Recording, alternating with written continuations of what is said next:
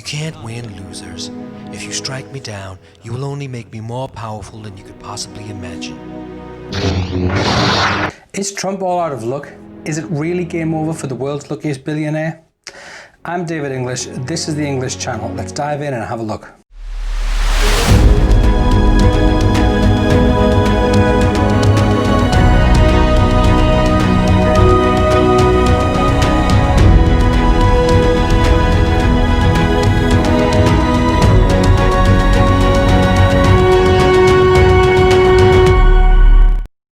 Hi folks, welcome back to another episode of the English Channel.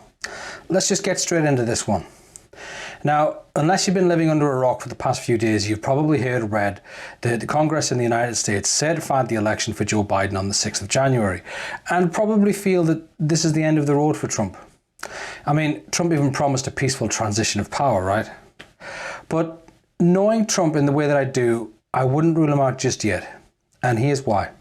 Donald Trump seems to have an unending supply of luck, even turning difficult situations such as bankruptcy, and not to mention the various attacks against him as a president, to his advantage and pulling stunning victories out of thin air. We've seen it countless times in his business and his political career. And even though the chips are stacked against him right now, and everyone has turned against him, he's been here before and came out on top, and I wouldn't put it past him to come out on top again. I'll give you an example. In the early 90s, the real estate market in the US, and in particular in New York, took a huge dive, and Trump was almost completely broken by it.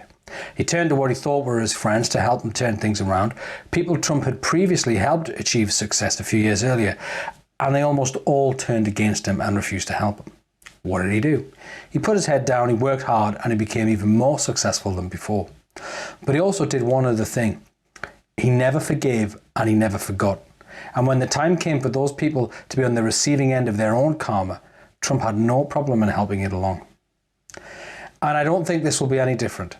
In fact, I think recent events have put Trump in a more powerful position than any of his political opponents could have imagined. In a short statement Trump put out on Thursday promising a peaceful transition of power, Trump did not say he conceded. He did not congratulate Biden. In fact, Trump stated this was only just the beginning of the journey to making America great again. How so? Trump has been saying for a while now that it's in the 2 weeks between January the 6th and January the 20th that he will present the evidence for his case for a second term to the world. Now, why would he do that? He could have easily presented all of his information before now, changed the minds of various senators and House members, and had the disputed states recertified, and all of this trouble would have been saved. But he didn't. He deliberately waited. Now, I have multiple reasons why I think he did this, but I'll focus on the main two for now. And I don't really know for certain here, I'm just drawing conclusions based on the research I've done and based on Trump's past actions. The first reason that I think, as I've stated in previous videos, is that Trump likes to do things by the letter of the law and by the constitutional process. And he has done just that. He has let the constitutional process play out, and he's left it alone and let it run its own course. He's literally explored every legal option and given the Republic time to remedy its flaws. Obviously, I'm sure at each turn he hoped that the process would bear him out and justice would be done and that he wouldn't have to resort to other tactics. But that simply hasn't happened. And Trump hasn't asked them to reinstate him as president. He simply asked that the various branches of government look at his evidence and let the facts fall where they may. Even though many people have admitted that what he is stating occurred did in fact occur, and that electoral reform is desperately needed, they have nonetheless refused to look at his evidence and won't investigate any electoral reform until after he's gone. Now, the other issue is that I think Trump really needed to see who would stand with him and who wouldn't. You see, politics is a dirty game, and politicians don't really operate by the same moral code you and I do. Of course, not all of them. But a man much wiser than myself once said that the good people in politics are but a drop in the ocean. And if you have any doubt about that, just look at the political scandals that engulf each nation every few years. Whether it's Bill Clinton and Monica Lewinsky, Silvio Berlusconi with his corruption and underage prostitutes, the MP's expenses scandals in the UK, or even the protection Bill Clinton gave to paedophile and human trafficker Jeffrey Epstein. And politicians can quite often be largely self-serving, switching policies, beliefs and conscience for money, fame or the lure of a higher office. Now, when the midterms happened back in 2018, Republicans fell over themselves to gain Donald Trump's support to help them gain re-election, such as his popularity among the American voter. But as with people, so it is with politicians. It's their actions that count and not their words. One notable example was Kelly Loeffler, who relied heavily on President Trump's support to win a runoff election in Georgia earlier in that week, only to do a last-minute U-turn citing the breach of the Capitol building as her reason for not supporting Trump's requests. And of course, the big disappointment to President Trump on the day had to be Vice President Pence. Many hoped Pence would come through and support the motion to have the disputed states recertified in the light of the evidence that the Trump campaign had presented since November 3rd.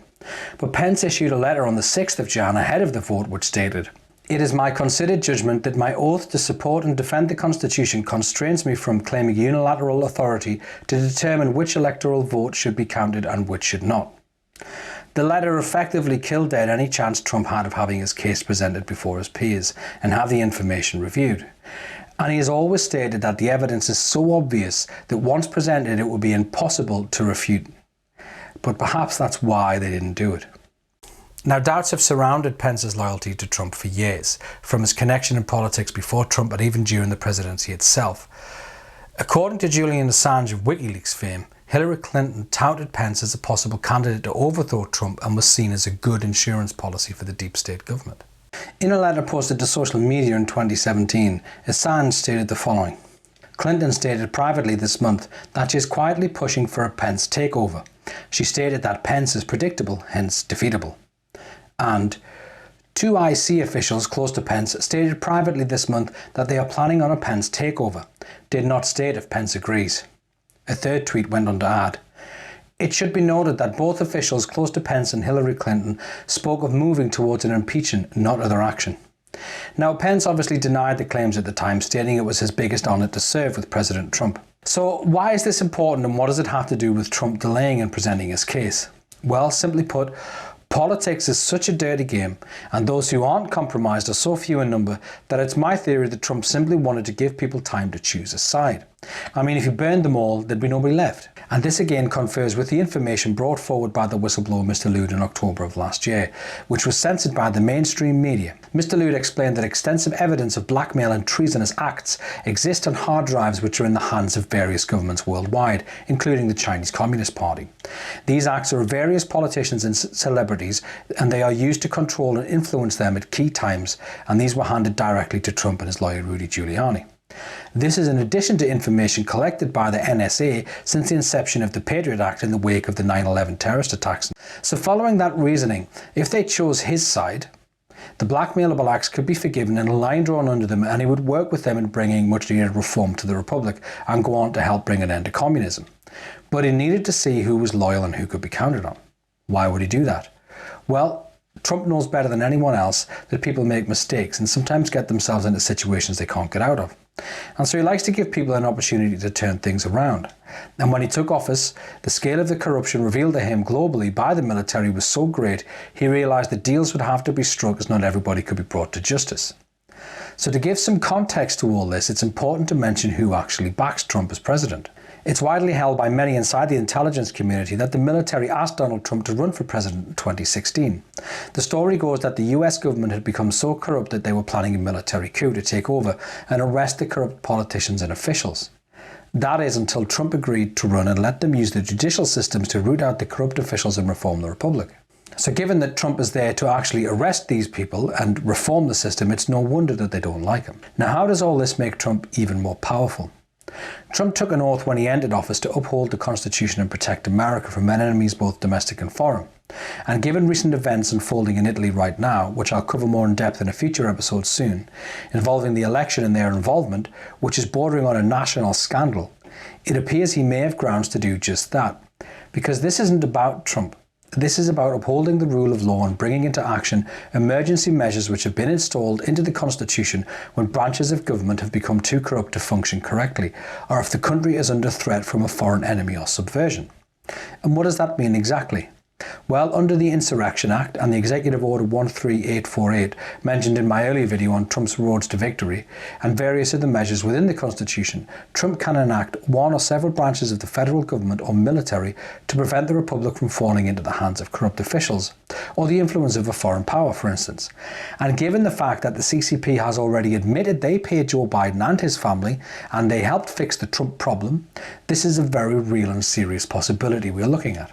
So, seeing how multiple governments worldwide appear to have conspired to remove Trump from office for a second time now, including China, Iran, Russia, Spain, Germany, Italy and the Vatican, and lastly Britain and MI6, it's clear that some sort of globally coordinated coup is going on.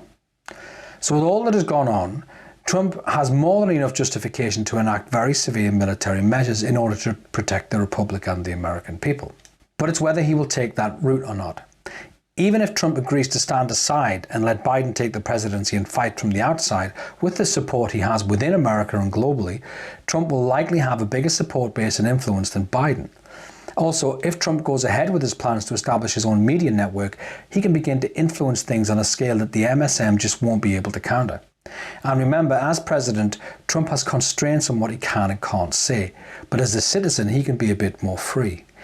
And also remember, Trump and Rudy currently hold all the blackmail tapes, and that could be an explosive weapon in Trump's arsenal going forward. So, regardless of how things play out in the short term, I see Trump becoming more powerful than his opponents could ever imagine. You see, when Trump became president, he let a genie out of the bottle. He showed people that they could reclaim sovereignty and liberty.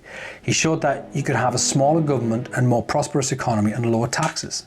He made a fool out of every seasoned politician who came before him who said it couldn't be done. He showed how quickly a country's military could be rebuilt in the face of an ever-encroaching and aggressive Chinese Communist Party. He showed that with plain speaking and common sense, he could understand the needs of the individual and give them the circumstances to provide for themselves instead of relying on the state handouts and big government help. He showed that communism and the radical left agenda, which has assailed the West almost without opposition for the last 70 years, could be stopped in its tracks and pushed back.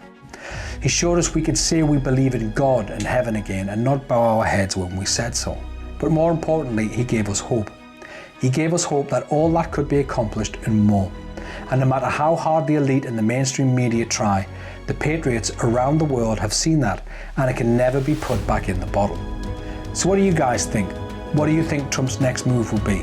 Will he go quietly or will he fight on? Please leave a comment below, smash the like button, hit subscribe and share this video to your friends. And thank you to everybody who comments and likes my programs. It really helps me to beat the YouTube algorithm and I really appreciate it. I'm David English, you've all been great, and I'll see you all on the next dive into the English channel.